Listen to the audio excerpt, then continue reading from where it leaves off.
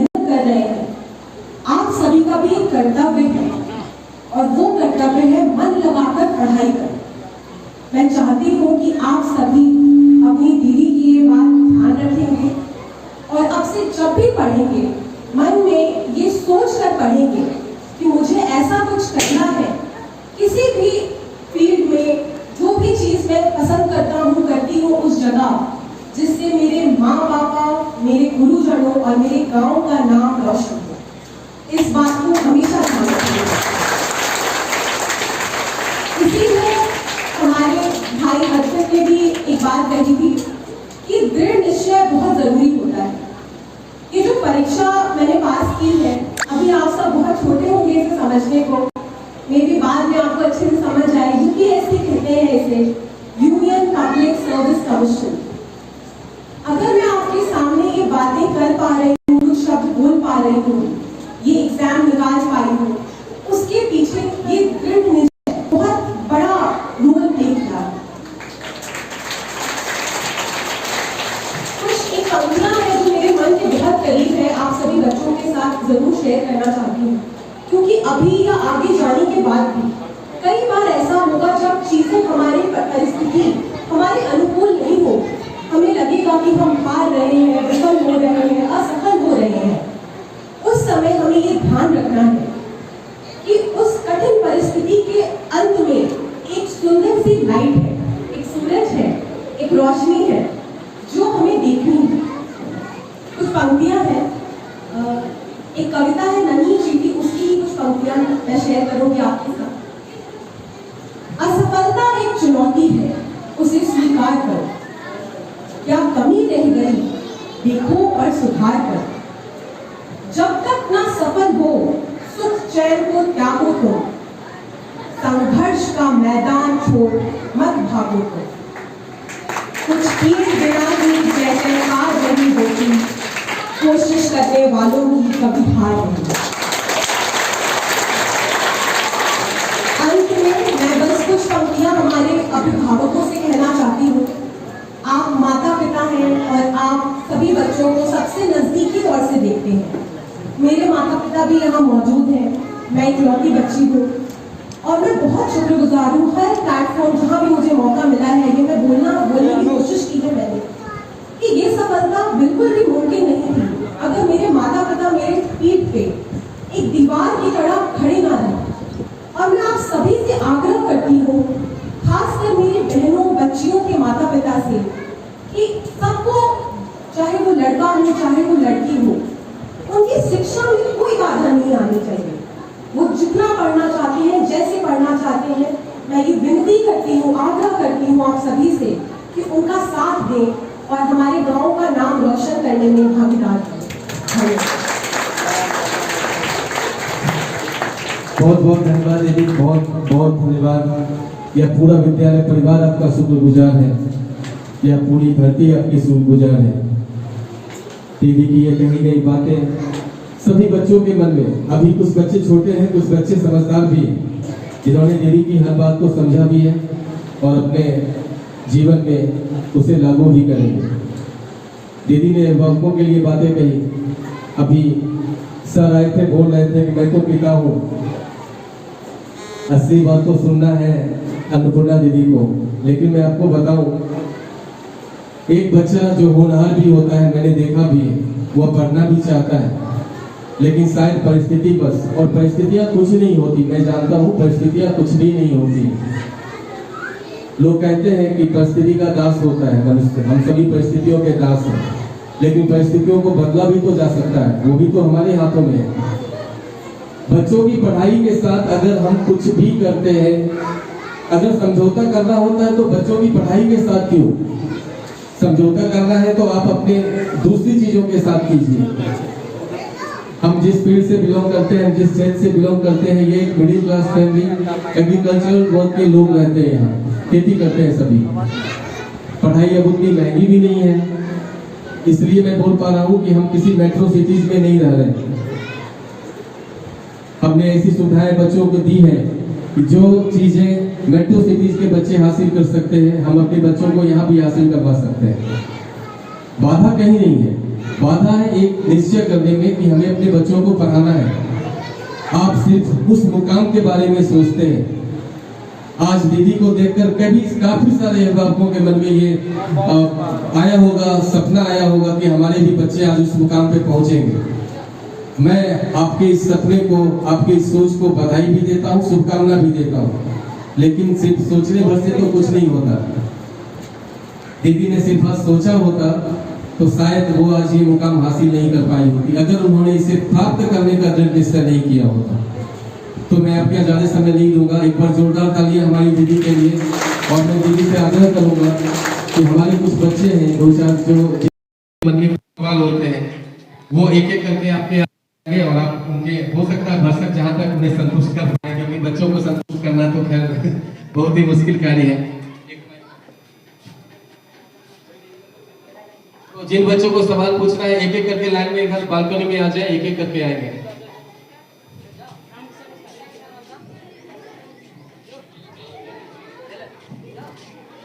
बच्चे कृपया शोर ना मचाएं।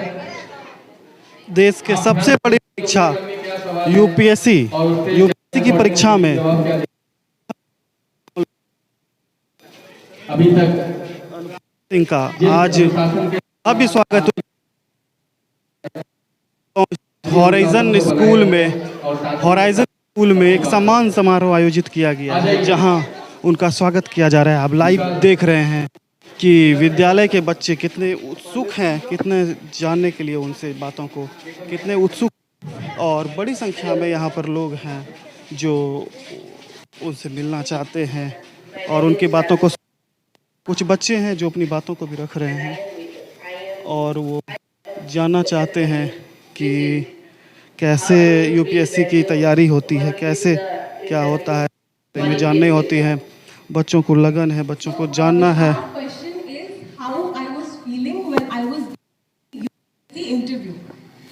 मैं यूपीएससी का इंटरव्यू जब दे रही थी तो मुझे कैसा लग रहा था। तो बच्चों के लिए यूपीएससी में 3 पड़ाव होते हैं और विशाल ने बहुत अच्छी सी रिसर्च। नाउ जो सवाल इंटरव्यू में कैसा लगा, विशाल, इंसिडेंट आपका जो सवाल है ना, इंटरव्यू में मुझे वन ऑफ द हाईएस्ट अंक भी मिले हैं, 212, जो कि पूरे देश में। एक बार जोरदार तालियां दीदी के लिए।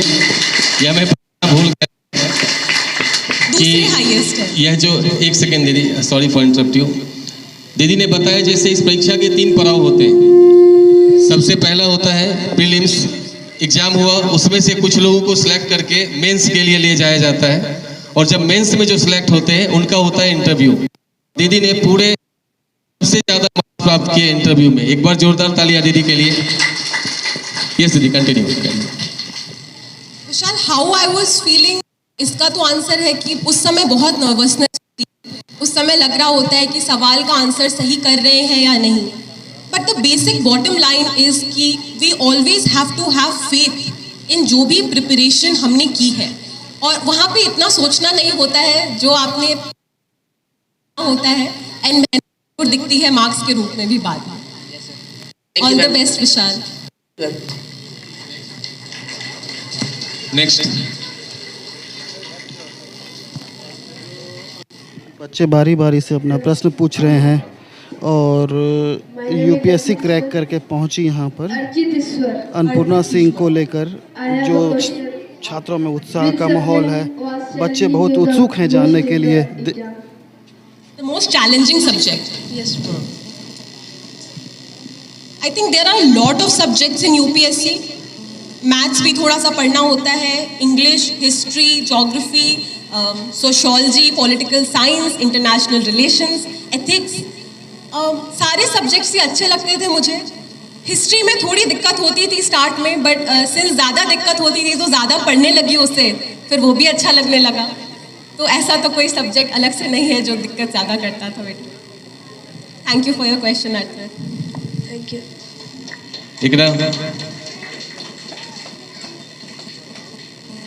Good morning ma'am. Good morning. मैं आपसे कुछ पूछना चाहती हूँ। What is your name? My name is Ikrana. मैं भी आपके जैसा बनना चाहती हूँ।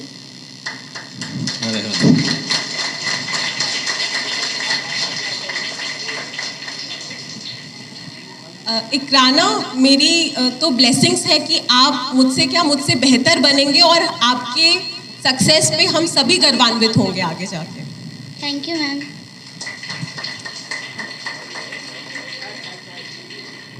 तो आप देख रहे हैं कि बच्चे यहाँ पर सवाल पूछ रहे हैं और सभी को उत्सुकता है यूपीएससी, देश के सबसे बड़ी परीक्षा यूपीएससी को लेकर। छोटी छोटी बच्चियाँ हैं, बच्चे हैं, वो भी चीज़ों को जानकारी ले रहे हैं। बच्चों का है आईएएस बनने का। Good question. अंजलि, सपना तो था कहीं ना कहीं, क्योंकि जैसा सीनियर्स ने बताया भी कि हमारे गांव का भी इतिहास रहा है, दादाजी चाचा जी लोग, तो मन में एक इच्छा ज़रूर थी कि इस एग्ज़ाम को देना है। लेकिन मेरी जो पढ़ाई थी, सीनियर पढ़ाई, वो मैंने इंजीनियरिंग में की थी बैंगलोर से। तो वहाँ पे मुझे जॉब मिली थी एंड 3 साल मैंने वो जॉब की। जब मैं वो जॉब कर रही थी मुझे बहुत अच्छा लगता था। आप लाइव में देख रहे हैं अनुपमा सिंह का इंटरव्यू। इलेक्ट्रॉनिक्स के ऊपर था, बट सिंस मन में ये बचपन की इच्छा थी तो मैंने सोचा कि एग्ज़ाम को देना है और बाद में फिर वो इच्छा अभी सफल हो गई है। Thank you ma'am. Thank you Anjali.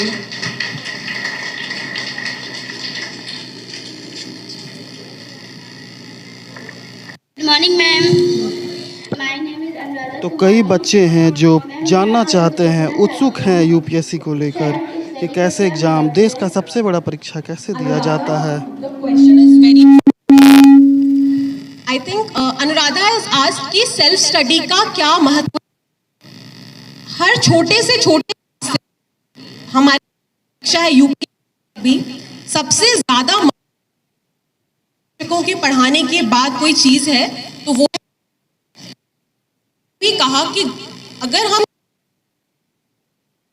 तब तक हम उसकी तरफ कदम नहीं बढ़ाते, उसकी तरफ मेहनत नहीं करते, सेल्फ स्टडी उसका सबसे ब्यूटीफुल मीडियम है। अगर आप खुद से को सफलता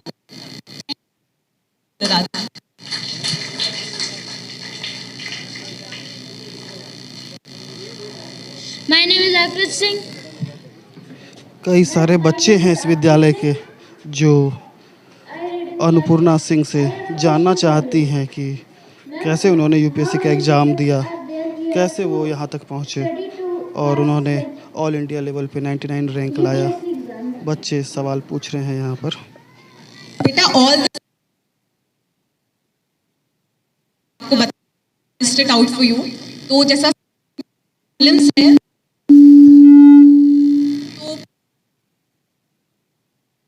तो भी सारे सब्जेक्ट्स हैं और मैथ्स का और इंग्लिश का भी एक पेपर होता है।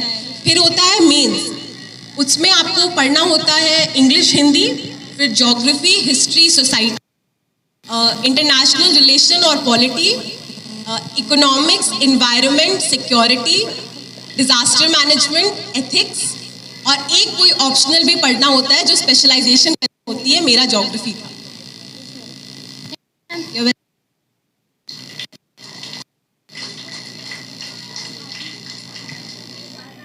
देश की सबसे बड़ी परीक्षा को क्रैक करके अपने पैतृक गांव लाहौरिया पहुंची अन्नपूर्णा सिंह को सुनने के लिए बच्चे सवाल उनसे पूछ रहे हैं। जितना मन लगा के पढ़ाई करने से पहुंचे, तो जितनी भी होमवर्क मिलेगा ना, जब भी मिलेगा, जो भी पढ़ने देते हैं टीचर्स और पेरेंट्स, वो एवरीडे अच्छे से करो, मन लगा के पढ़ो। लेकिन खाना भी है, सोना भी है, खेलना भी है, सब चीज़ बैलेंस करना है, धीरे धीरे करना है और फिर आप भी पहुंच जाओगे अपने मन पसंदीदा मुकाम पे। Okay ma'am. All the best Aditya.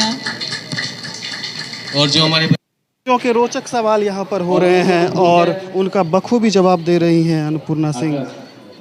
सभी बच्चे जानना चाहते हैं कि देश का सबसे बड़ा एग्जाम यूपीएससी कैसे किया जाए, कितनी मेहनत पड़ती है। इसको लेकर बच्चों में एक अलग का उत्साह है और बच्चों में जो विद्यालय के सैकड़ों बच्चे यहाँ पे मौजूद हैं। People who have motivated me, सबसे पहला तो हमारे गांव से ही बहुत लोग हैं, हमारे घर के, आज बहुत सारे नाम भी लिए गए, चाचा जी लोग, पिताजी लोग, दादाजी लोग। उसके अलावा बहुत सारे सिविल सर्वेंट्स हैं जो बहुत अच्छा काम भी करते हैं। बट सबसे बड़ी मोटिवेशन इस चीज़ से आती है कि ये जो यूपीएससी का एग्ज़ाम है, ये केवल एक जॉब नहीं है, इससे एक अपॉर्चुनिटी, एक अवसर मिलता है कि आप अपने आसपास के अलावा बहुत सारे और लोगों के लिए बहुत सारा अच्छा काम कर सकते हैं, आपको उतना पावर, उतनी कैपेबिलिटी प्रदान की जाती है। तो आई थिंक वो मेरा सबसे बड़ा मोटिवेशन था कि मुझको लोगों के लिए कुछ करना था, और अब ये अवसर मिलेगा कि कर पाऊँगी। Thank you ma'am.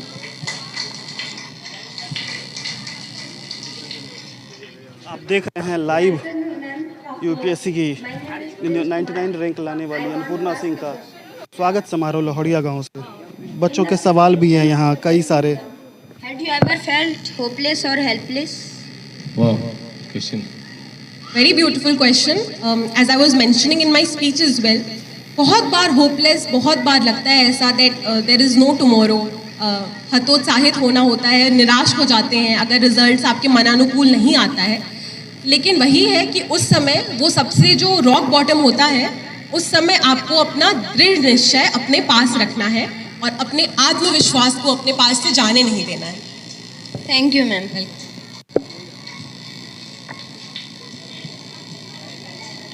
और कोई बच्चे?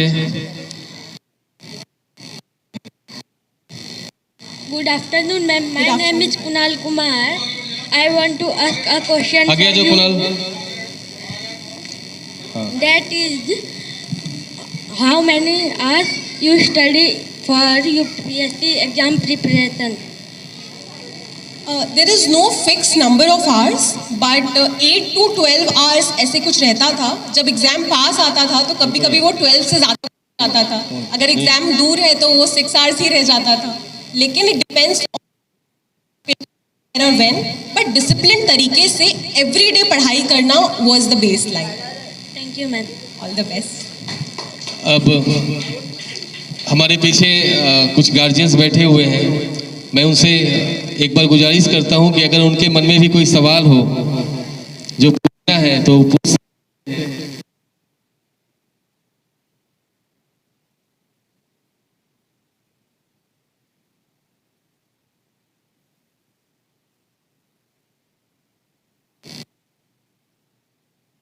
जितने भी होते हैं बच्चों के मैक्सिमम के जवाब दीदी दे चुकी हैं।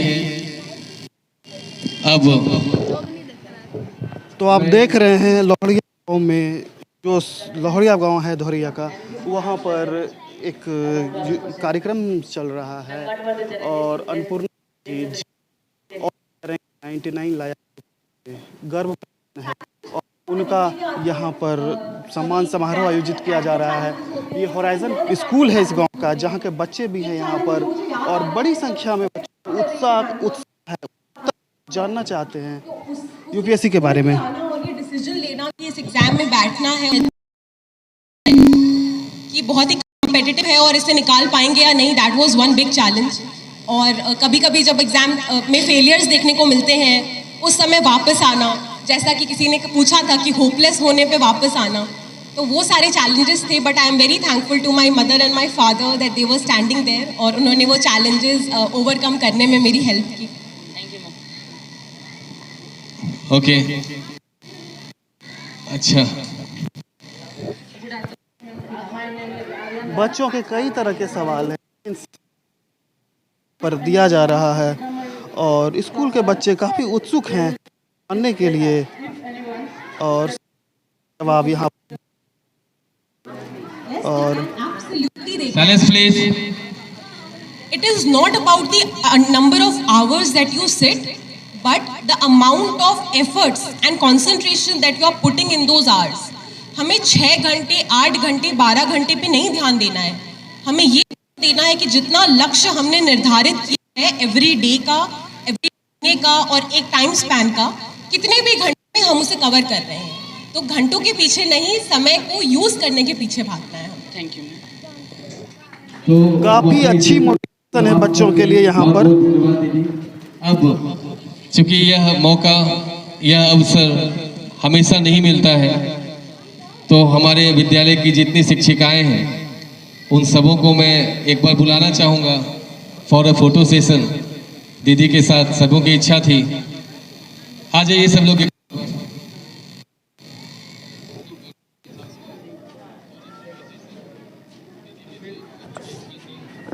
जितने भी लोग विद्यालय में हैं सभी लोग चाहते हैं कि यूपीएससी के 99 रैंक लाने वाले इस गांव की बेटी का से बातें किया जाए, कुछ मोटिवेशन लिया जाए। और बच्चे खासकर उत्सुक हैं, वो चाहते हैं कि जो चीज़ें हैं, जो मोटिवेशन है वो लिया जाए और उससे। और